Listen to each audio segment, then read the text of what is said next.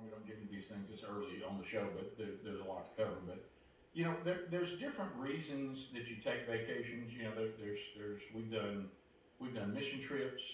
We've done things with the whole family. Sherry and I, of course, have had 5 kids. Sherry and I were thinking. I think there has only been 3 times that we can think of in our 27 years of marriage that we went on a vacation, just the 2 of us.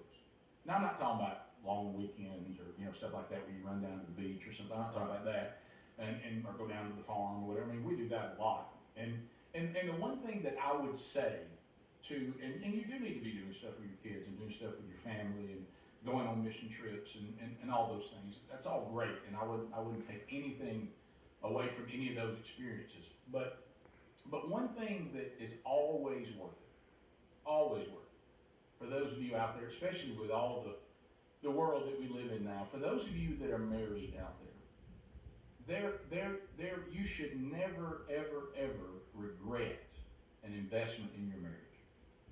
An investment in your marriage, and Bubba, you've talked about this for years. I totally agree with this, even before I was married to Sherry, is you cannot stop investing in the husband and wife relationship. Because even for your kids and everybody involved, at the center of that house, you lose a man and woman that are madly in love with each other and have a relationship that is different than anybody else in the house and anybody else in society. Everybody suffers.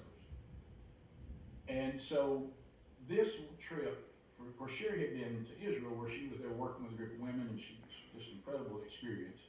But this trip for Sherry and I in France, it was an investment in our marriage for rejuvenation and relaxation. Sherry and I, we work hard and we go hard and we don't mind that. All that's great. We do a lot of work together. We do a lot of work as individuals. And we invest in people, and we love the ministry that we do. We love our children. We love our aging parents, all of that. And these are big responsibilities, and we do all that joyfully and glad to do it. But you're not going to be any good to any of these people if you don't take time, like I said before. Gotta have a foundation. Yeah, and I know, Bubba, this is, and rightfully so, and I love y'all looking after me, is that sometimes, you have to say, look, you're going to have to rejuvenate and rest, or this other stuff you're going to burn out. Yeah.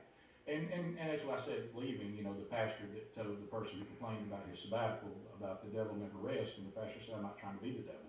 I'm trying to be Jesus, and he did rest. He did. And God told makes the people mad. and God told us to take time to rest, so we can be about His business. But also, He said clearly about marriage, and the writer of Hebrews makes it very clear. I think it's in Hebrews 13:4. He says, may marriage be held in a place of honor by everybody. And he goes on to say, may the marriage bed never be defiled. God loves marriage. He considers it to be holy. It's His analogy for His relationship with His church. And any investment in your marriage is always time and finances well spent. And so that was our whole goal, is we were going to relax, rejuvenate, and of course it was kind of cool because Sherry has been studying for the last 5 years French. Now,